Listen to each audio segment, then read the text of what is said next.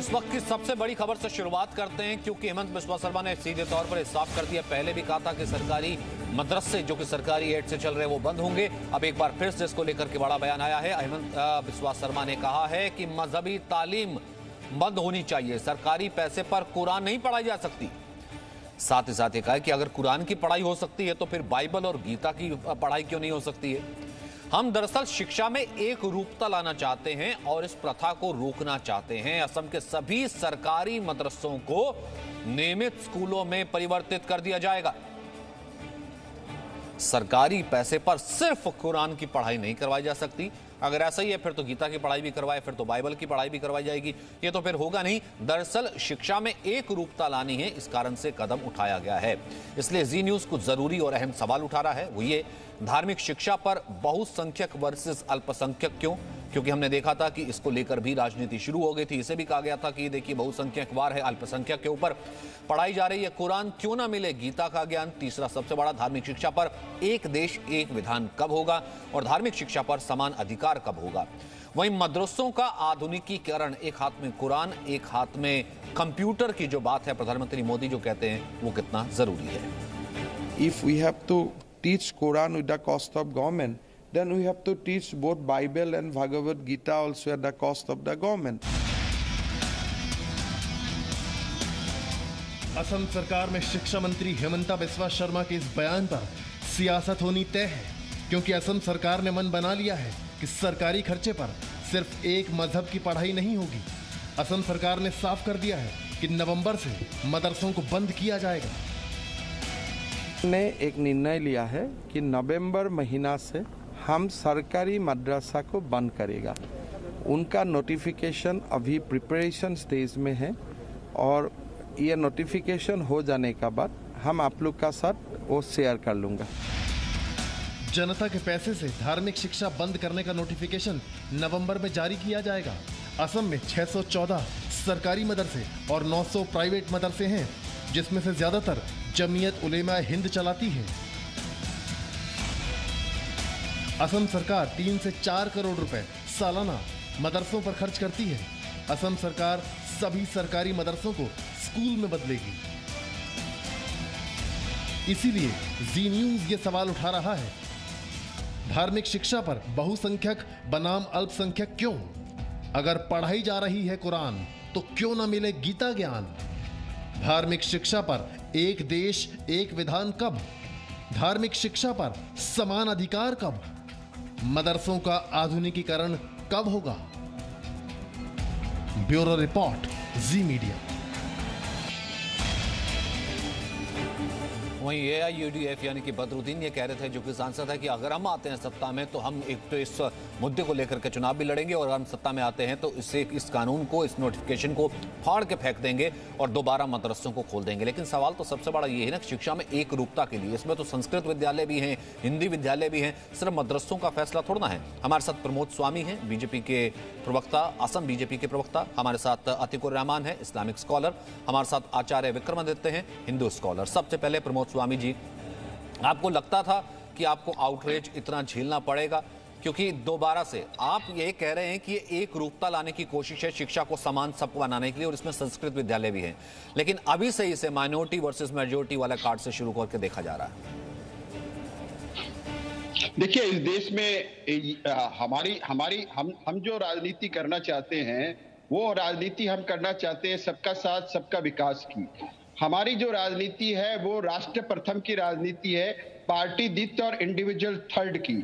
हमारी जो विचारधारा है अंत्योदय की विचारधारा है, जो दीनदयाल उपाध्याय जी ने अंत्योदय का दर्शन दिया था, और उस दर्शन में उन्होंने ये बात कही थी कि सत्ता का सुख जो है वो समाज के अंतिम व्यक्ति तक पहुंचना चाहिए, वहां किसी धर्म भाषा की बात नहीं कही गई है। तो उसी विचारधारा को लेकर के आज मोदी जी आगे बढ़ रहे हैं। सबका साथ और सबका विकास की हमारी और सबका विश्वास की हमारी विचारधारा है। इसीलिए मोदी जी ने कहा है कि हमारे जो मुस्लिम युवक है उनके एक हाथ में कुरान और दूसरे हाथ में कंप्यूटर होना चाहिए और उनको मॉडर्न शिक्षा मिलनी चाहिए, ताकि कि वो लोग जो है आने वाले समय में जो ये विज्ञान सम्मत तरीके से शिक्षा ग्रहण कर करके इस कम्पिटिटिव वर्ल्ड में मॉडर्नाइज तरीके से वो लोग आगे बढ़ सके, उनका विकास हो और उनको उनको उनके स्किल का डेवलपमेंट हो। लेकिन ये जो सरकारी अनुदान पे जो मदरसे चल रहे थे, इनमें अरबी भाषा की भी शिक्षा दी जाती है और ये धर्म के आधार पर इसमें शिक्षा दी जाती है। अगर सेकुलर शिक्षा दी जाए तो वहां कोई आपत्ति नहीं है।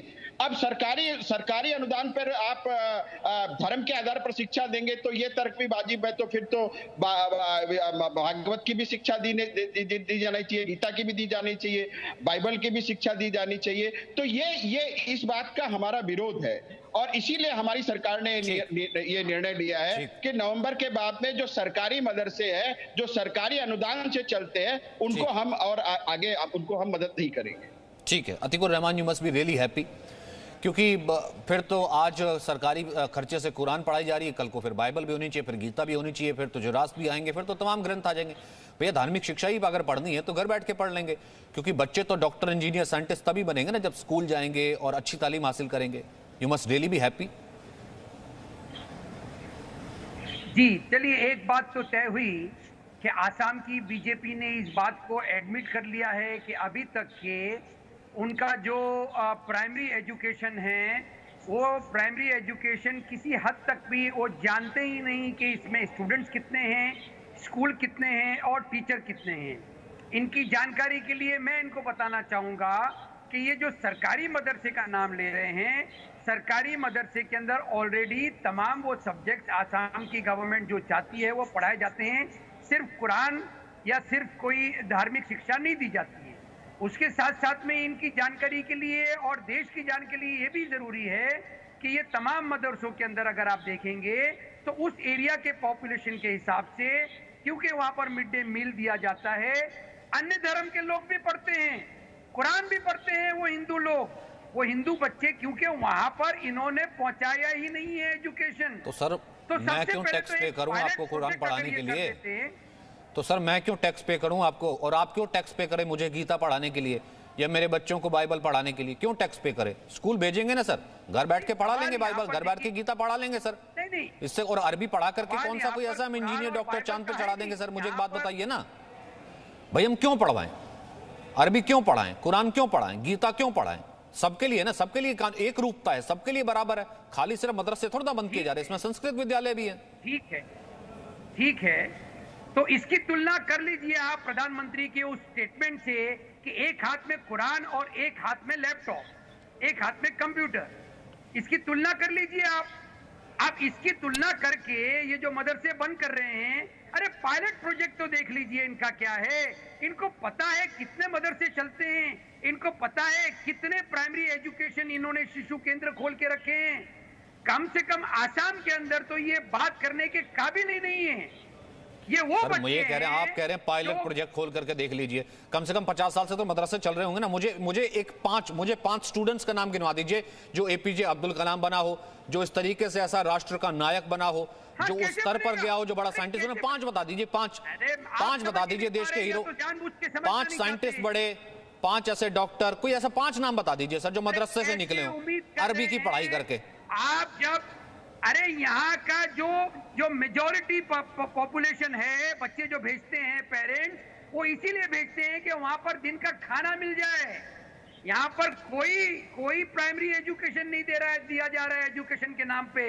इतना थर्ड क्लास एजुकेशन चलाते हैं। तो सर मिड डे मील तो स्कूल में भी मिलेगा ना Atiqur Rahman, mid day meal तो स्कूल में भी मिलेगा। सर मदरसों को रेगुलराइज करके स्कूल बना रहे हैं, मिड डे मील तो स्कूल में भी मिलेगा। सर मिड डे मील खाने के चक्कर में अगर आप बच्चों को स्कूल भेजते थे, या वो लोग जो बच्चों को स्कूल भेजते थे मिड डे मील खाने के चक्कर में, मिड डे मील तो वहां पर भी मिलेगा।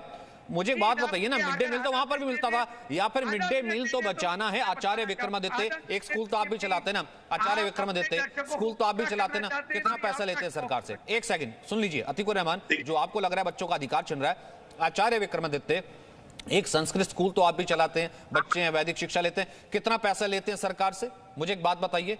और सरकार के पैसे से आप गीता क्यों पढ़ा रहे? नहीं पढ़ा रहे ना। तो अगर जो पढ़ा रहे हैं कुछ लोग गीता भी, कुरान भी, वो बंद किए जाना तो फिर हर्ज क्या है?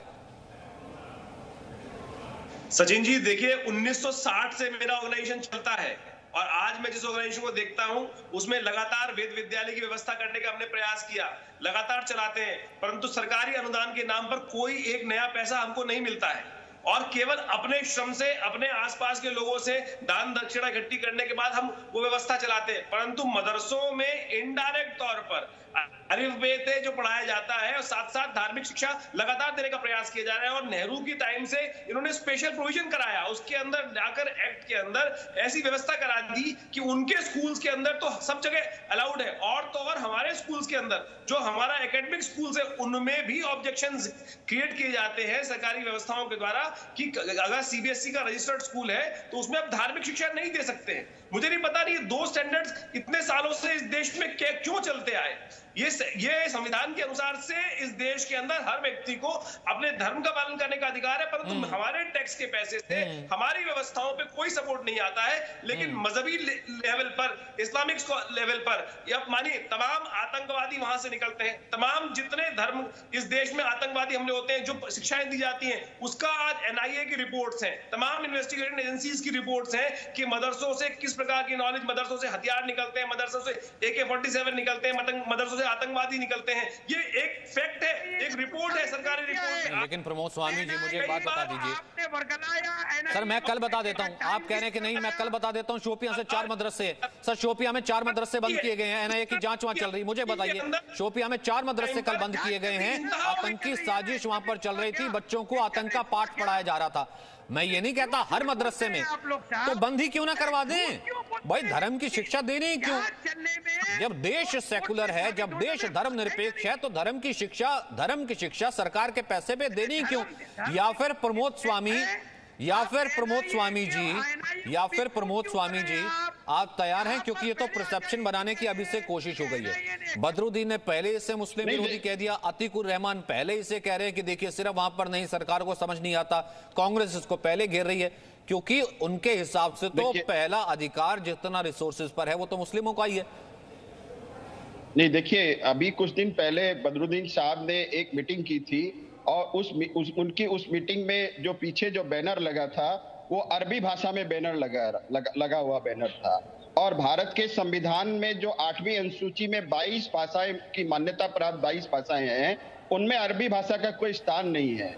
तो ये सरासर हमारा जो संस्कृति है, आसाम की संस्कृति और भारत की संस्कृति पे अरबी भाषा को प्रमोट करना हमारी संस्कृति पे सीधा आक्रमण है और हम इस आक्रमण को हम बर्दाश्त नहीं करेंगे, पहली बात। और दूसरी बात, आपने एक बहुत सुंदर बात कही कि अगर आज जो मदरसे हैं उन मदरसे से अगर APJ अब्दुल कलाम जैसे अगर व्यक्ति निकले, अगर उनसे अब्दुल हमीद जैसे व्यक्ति निकले जिन्होंने पाकिस्तान के 7 टैंक उड़ाए थे, तो हम उनको सलूट करेंगे, हम उनको सलाम करेंगे। लेकिन आज जो तथ्य क्या है, उन मदरसों से जो निकल रहे हैं उनको जिहाद के नाम पे जो शिक्षा दी जा रही है और उनको ये शिक्षा दी जा रही है कि आपके एक हाथ में कुरान और दूसरे हाथ में तलवार। हम ये नहीं चाहते, हम चाहते हैं कि एक हाथ में कुरान और दूसरे हाथ में कंप्यूटर हो। ये बेसिक अंतर है। तो हम इस सोच को बदलना चाहते हैं, जो सोच है एक हाथ में कुरान की और दूसरे हाथ में तलवार की, जो सोच है कि हमारा ही धर्म सब कुछ है, बाकी जो हमारे धर्म को जो नहीं मानते हैं वो काफिर है। जिसकी पर्दादारी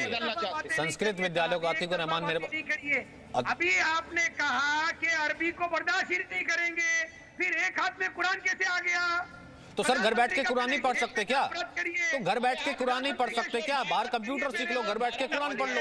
सर मुझे एक बात बताइए, संस्कृत विद्यालय वालों का कोई दर्द नहीं हुआ, वैदिक विद्यालय वालों का कोई दर्द नहीं हुआ, हिंदू विद्यालयों वालों को कोई दर्द नहीं हुआ, दर्द मदरसों को ही क्यों हो रहा है? या फिर मदरसे इस सरकारी एड के काम में ऐसा कुछ कर रहे थे जिसके बंद होने से, जिसका पैसा बंद होने से, जिसकी फंडिंग बंद होने से कुछ ऐसा सामने आ जाएगा जो बंद हो जाएगा, जो कि एक बहुत बड़ी क्या किसी प्लान का हिस्सा है। वक्त इतना ही है मेरे पास, सर मेरे पास वक्त नहीं है। बहुत बहुत शुक्रिया आप चारों का, आप तीनों का मेरे साथ बने रहे। जी छोड़ सकते Presenting B News app available on Google Play and App Store. Download it now.